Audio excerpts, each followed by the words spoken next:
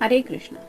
आज का टॉपिक है किसी को आपकी बहुत याद आ रही है तो क्या वजह है, ये जानने की कोशिश करेंगे आज की रीडिंग से।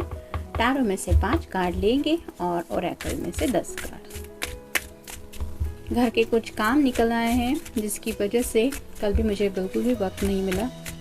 आज सोचा थोड़ा सा फ्री टाइम है, जस्ट 15-20 मिनट का, तो एक रीडिंग अपलोड कर दूँ। वैसे अमित तो कोशिश कर रहे हैं अपनी तरफ से रीडिंग अपलोड करने की, देखते हैं, क्योंकि कुछ इम्पोर्टेंट काम है घर के जो करने ही पड़ रहे हैं। रेनोवेशन का ही थोड़ा चल रहा है।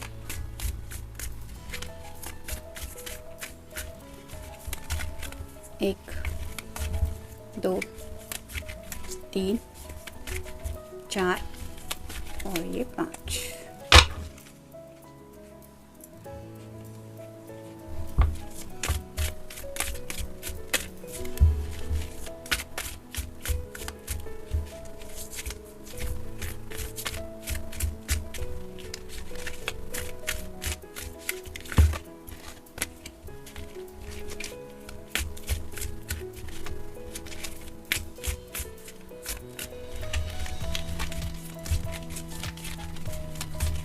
एक, 2, 3, 4, 5,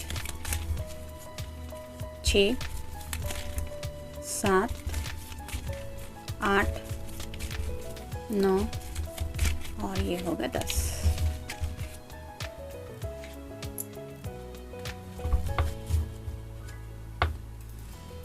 यूं ही नहीं कहा जाता कि लाइफ इज सो अनप्रेडिक्टेबल। हमें खुद को प्रिपेयर रखना ही पड़ता है और आने वाली सिचुएशन को भी फेस करना पड़ता है।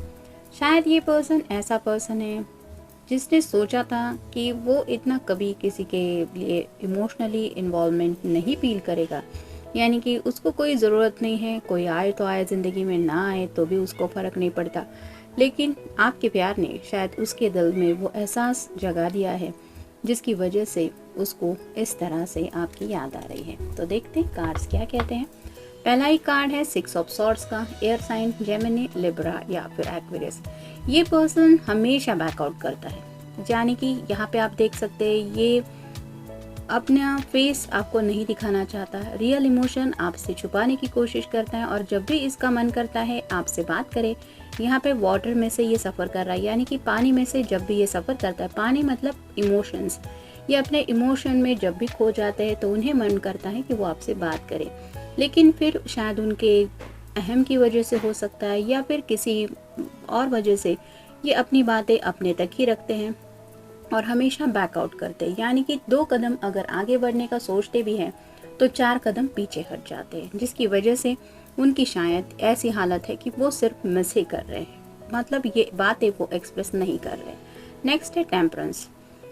एंजलिक गाइडेंस शायद उन्हें कुछ दिया जा रहा है। जैसे कुछ लोग होते हैं ना कि अपने दिल के जज्बात को हमेशा साइड में रखने की कोशिश करते हैं, मतलब उनके लिए सिर्फ प्रैक्टिकल बातें ही इम्पॉर्टेंट होती है, जैसे पैसा है, बाकी की घर से जुड़ी बातें। कुछ लोग फैमिली को इम्पोर्टेंस देते हैं, ज़रूरी नहीं है कि आप फैमिली को इम्पोर्टेंस देते हुए अपने दिल की बात साइड में रखो, लेकिन कुछ लोग होते हैं कि जो अपने दिल के जज्बात को हमेशा साइड में रखना प्रेफर करते हैं। उन्हें लगता है बाकी सब बातों में ये हो जाएगा, लेकिन शायद एंजेलिक गाइडेंस उन्हें दिया जा रहा है कि तुम अपने दिल के इमोशंस की तरफ भी ध्यान दो।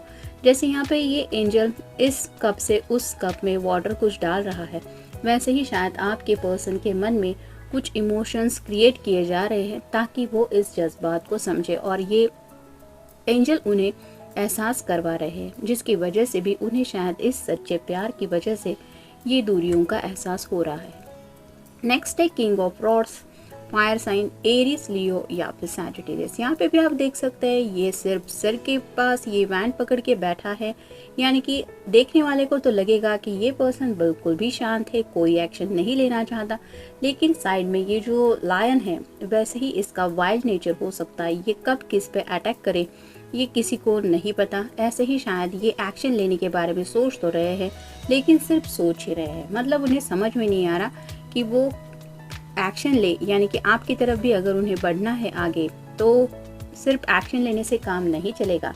उन्हें अपने दिल के जज्बात आपके सामने रखने पड़ेंगे, यानी कि सिर्फ मैसेज भी करना है तो भी सिर्फ हाय हेलो से बात नहीं बनने वाली। उन्हें कहना पड़ेगा आई मिस यू, और ये कहे कि ना कहे इस उलझन में वो फंसे हुए हैं। Next the empress. ये कार्ड तो क्लियरली बताता है कि वो आपकी खूबसूरती को बहुत एडमायर करते हैं, यानी कि अगर आप मेल फीमेल जिसके लिए भी ये रीडिंग देख रहे हैं, आपके पर्सन आपके लिए एक स्ट्रॉन्ग अट्रैक्शन फील करते हैं और उन्हें लगता है कि आप एक ऐसे पर्सन हैं जिसको दुनिया में कोई भी मिल जाएगा। मतलब आप इतने ज़्यादा अट्रैक्टिव भी है और आप इंडिपेंडेंट नेचर की भी हो सकते हैं, जिसकी वजह से उन्हें एहसास होता है कि आप उनके लिए डिपेंडेंट नहीं हैं।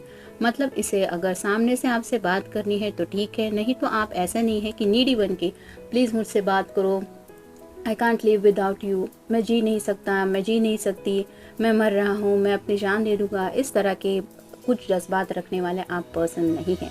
मतलब प्यार अपनी जगह पे होता है, लेकिन फूलिश बातें जो होती है ना, कि दूसरों को मैनिपुलेट करके या फिर बेवकूफ़ी वाली कुछ बातें करके उसको कंपलसरी अपने पास आने के लिए मनाना, इस तरह के नेचर के आप नहीं हैं। और इस बात का अच्छी तरह से एहसास है इस पर्सन को, और इसी वजह से उन्हें पता है कि आप एक बहुत स्ट्रॉन्ग पर्सन हैं। मतलब ऐसा नहीं है कि आप इमोशन में बह के इसको मैसेज करें या फिर कॉल करें या फिर मिलने के लिए पूछे। आपने अगर डिसाइड किया है कि आपको अपने आप को कंट्रोल करना है, इस पर्सन को आपके पास आना है, बात करनी है, तो you are most welcome. Otherwise आप अपनी तरफ से कोई नीडीनेस नहीं दिखाने वाले, और यही बात इस पर्सन को एक्शन लेने के लिए सोचने पे मजबूर कर रही है। उन्हें लगता है अगर आप एक्शन नहीं लेने वाले और ये भी पर्सन नहीं लेने वाले तो इस रिलेशनशिप का फ्यूचर क्या है, और यही सोच के वो परेशान है। नेक्स्ट है 5 of swords. Air sign Gemini, Libra या फिर एक्वेरियस। मे बी ये पर्सन बाकी कुछ लोगों की सुन रहे हैं, जैसे यहाँ पे इस कार्ड में आप देख सकते हैं बाकी के 2 लोग भी है, तो हो सकता है इनके फ्रेंड सर्कल में कोई हो या फिर इनके कोई वेल विशर, उनकी भी कुछ बातें ये सुन रहे हैं। शायद उनकी भी कुछ सलाह मशवरा हो सकता है कि तू एक बार अपने दिल की बात कह दे उसको, देख फिर आगे क्या होता है। इस तरह का भी कोई सलाह मशवरा हो सकता है, और इसीलिए शायद ये पर्सन सोच रहे कि अब कह दे या ऐसे ही कुछ करे। Break rules. उन्हें लगता है कि उनके खुद के बनाए हुए रूल्स हैं, उन्हें वो खुद को ही ब्रेक करने पड़ेंगे। यानी कि अगर इस पर्सन के अंदर स्टबर्ननेस है, एक जिद्दीपन है, और उन्हें लगता है कि मैं किसी के सामने नहीं झुकूंगा, यानी कि एक मैसेज करना भी अगर इन्हें बहुत अहमियत को छोड़ के कुछ बिहेव करने जैसा लग रहा है, तो अब ये सोच रहे हैं कि मैं अपने रूल्स को ब्रेक करके कुछ एक्शन लूँ।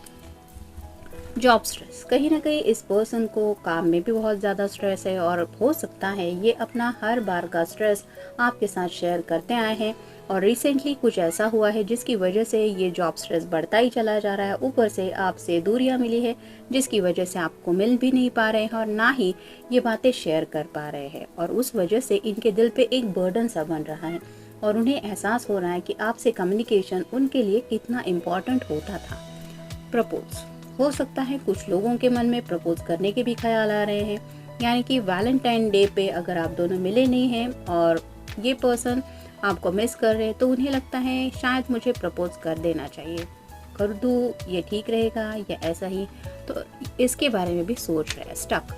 तो सोच के काफ़ी ज़्यादा स्टकनेस की एनर्जी में है, आपको मिस तो कर रहे हैं जिसकी वजह से ज़िंदगी में आगे भी नहीं बढ़ पा रहे हैं। Complicated situation.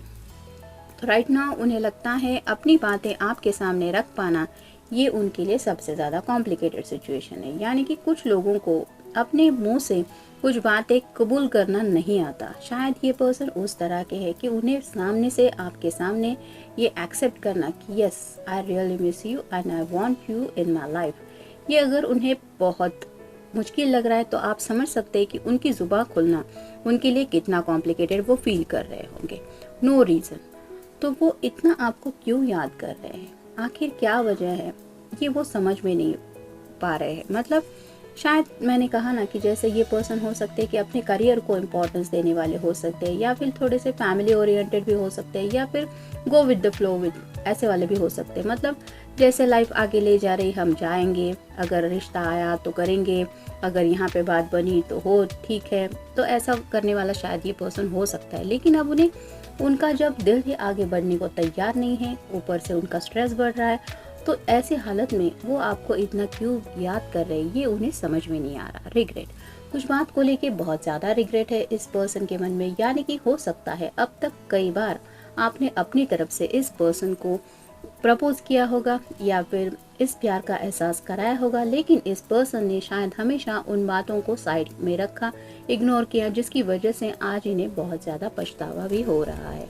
Pen, right now ये पर्सन दर्द में है, कोई ना कोई दर्द इनको बहुत ज़्यादा सता रहा है। हो सकता है ये जॉब स्ट्रेस है जो इनके दिल को दर्द बन के सता रहा है, या फिर आपसे मिली ये दूरियां ये उन्हें एहसास कर रही हैं कि आखिर आप उनके लिए कितने ज़्यादा इम्पॉर्टेंट पर्सन थे। और ये पर्सन शायद ऐसे पर्सन हैं कि जो हैप्पीनेस में तो आपको याद करते नहीं, मतलब हैप्पीनेस में वो बाकी दुनिया के साथ झूम लेते हैं, लेकिन जब दर्द की बात होती है तो इन्हें वो कंधा देने वाला कोई नहीं होता और तब उन्हें याद आती है आपकी, और इसीलिए शायद ये आपको अभी राइट नाउ ज़्यादा मिस कर रहे हैं। हग्स एंड किसेस, तो कहीं ना कहीं आपके साथ पैशनेट मोमेंट भी उन्हें याद आ रहे हैं। मतलब ऐसा अगर आप दोनों के बीच में हुआ नहीं है तो इस बात के बारे में भी वो सोचते हैं कि मतलब एक इमोशन में बह के कुछ लोग ऐसे डिसीजन ले लेते हैं कि हग्स एंड किसेस तो दे देते हैं लेकिन प्रपोज करना उन्हें नहीं आता, तो इस तरह की बात वो सोच रहे हैं।